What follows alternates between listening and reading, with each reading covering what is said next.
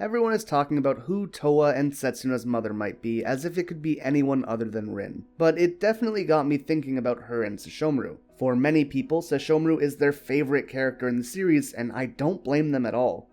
I mean, the dude's not only cool as hell, powerful, and terrifying, but he's also a certified good boy. However, I think the biggest pull towards his character is his growth throughout the series. So if you guys are excited to talk about the story of Rin and Sesshomaru which led to this growth, remember to hit like and subscribe to the channel for more Inuyasha and Yashahime content. With all that out of the way, let's get into it. When we first meet Sesshomaru, he is cold and brutal. He won't go out of his way to kill anyone, but he also won't hesitate to kill anyone in his way. And above all, Sesshomaru looks down on humans. But then we have these really humbling moments for him. In his first fight with Inuyasha, he's unable to use or even hold the Tetsaiga, and it's Kagome, a human, who releases it. Then he went on to fight and lose against his brother, also losing his arm in the process. In a later fight, Sesshomaru would be so wounded by Inuyasha that the Tenseiga would have to intervene and save him, whisking him away to a forest where he could rest and recover. And here's where Rin comes in. Rin was a girl who had witnessed both of her parents and her brother being murdered by thieves. She was so traumatized that she began to fear humans, losing her voice and becoming mute. Because she could never speak to the people in her village, they ended up getting frustrated and would scold or beat her. Which, believe it or not, isn't the best way to get someone to talk. As a result, the villagers ended up just allowing her to kind of do whatever she wanted as long as she didn't bother them. This would eventually lead to her exploring a nearby forest where she found the wounded Sesshomaru. While she feared humans, demons seemed to not worry her at all. She would bring Sesshomaru food from the village preserves to help him recover. However, he would never accept any of it because accepting help from a human would be below him. One day, the villagers caught her trying to take food and warned her not to do it again. And the next time that she brought Sesshomaru food, she was covered in injuries. Sesshomaru asked what happened out of curiosity, and she just smiled. And while Sesshomaru seemed to be confused by this, I think Rin was probably just happy that he acknowledged her or that someone had shown concern for her.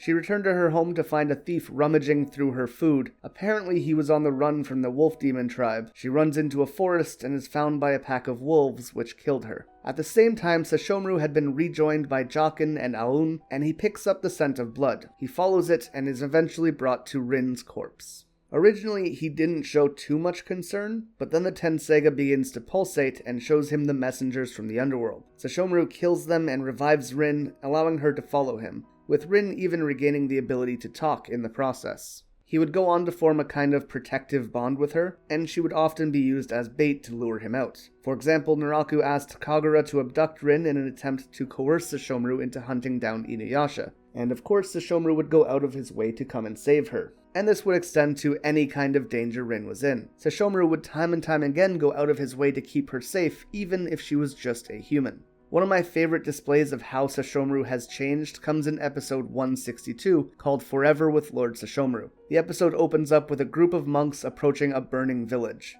We see bandits destroying everything, and when Sesshomaru arrives, they approach him. He immediately kills one of them, and turns around before the others jump towards him and get killed as well. The monks arrive to see a demon, and naturally they assume that he was attacking the village. They attack him, and Sesshomaru plunges his sword into the ground to create a smokescreen before vanishing. This episode might be the most underrated Sesshomaru episode, and it's one of my favorites because I think it shows that he really does care for Rin. There are two questions you might ask with this opening scene. The first being, why was Sesshomaru interested in a village being attacked by bandits? And the second is, why did Sesshomaru only kill the bandits when the monks also attacked him? Well, let's look at a slightly later scene in the episode before we answer that. Rin, along with many other children, were lured away and trapped in a cave by a demon. The other children were terrified, but Rin just says that there's nothing to worry about because bandits are much scarier than demons, and either way, he, meaning Sesshomaru, will come and save her. So why did Sesshomaru go to the village where bandits were attacking and only kill bandits? Because Rin feared them. Bandits were the ones who traumatized her in the past, and it seems like he's just trying to remove them from the equation. The same monks from earlier arrive and offer to protect Rin when they find her. Sesshomaru ends up watching from the trees, presumably because he thinks that the monks might be right about Rin being better off with her own kind than with demons. They say that she'll be safe and she won't have to worry, but instead she cries out for Sesshomaru to save her because she wants to be with him and not the humans. The monks see the demon and attack him, but he pretty easily overpowers them. He becomes enraged and almost transforms into his dog form. They all fall to the ground defeated, but something you might notice if you watch this episode is despite being bombarded by attacks, Sesshomaru never once retaliates or tries to kill the monks. And I think that's because from the monks' perspectives, they really are trying to help Rin, and Sesshomaru can understand and appreciate that. When Rin approaches him after this, he just says that she can do whatever she wants. She can go back to the humans or stay with him, basically knowing that she'll choose to follow him. This is another interesting note with Sesshomaru. When talking to his other vassal, Jaqen, he always gives demands, or threats depending on his mood. But with Rin, the only demand he ever gives her is to hide or protect herself. Everything else that she does is totally her own decision. While Jaqen is a servant to Sesshomaru, Rin is free and is there of her own will. And finally we have Rin's second death. Sesshomaru is trying to perfect the Meido and visits his mother. She summons a hellhound and Sesshomaru's Meido can't cut it. The hound grabs Rin and Kohaku, pulling them into the underworld through a portal, and without hesitation Sesshomaru follows. When Sesshomaru finally gets Rin back, he notices that she isn't breathing, and worse, the Tenseiga isn't saving her this time. A darkness sweeps by and takes Rin, and Sesshomaru's mother opens a portal to the world of the living, saying that this is their only opportunity to escape. If they don't go through this portal now, they'll be stuck in the underworld forever. Again, without hesitation, Sesshomaru follows Rin. He slays the guardian of the underworld and holds Rin, and he is totally shaken by the fact that she is dead. He realizes that nothing was worth losing her life. The Tenseiga purifies all the corpses in the area and opens another portal towards Sesshomaru's mother's castle. She tells him that even the Tenseiga can only bring someone back once. He isn't a god and can't resurrect the dead indefinitely. Despite this, she gives Rin her Meido Stone, which gives her one last chance at life.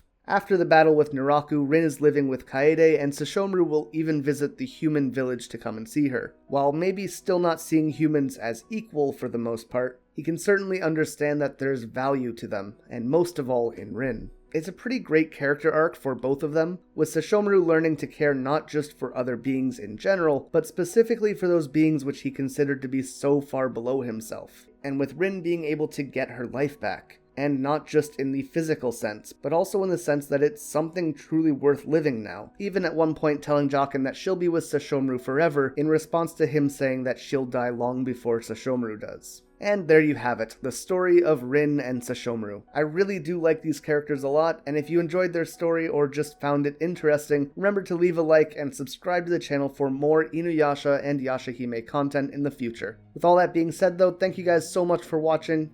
And until next time, remember to stay excellent.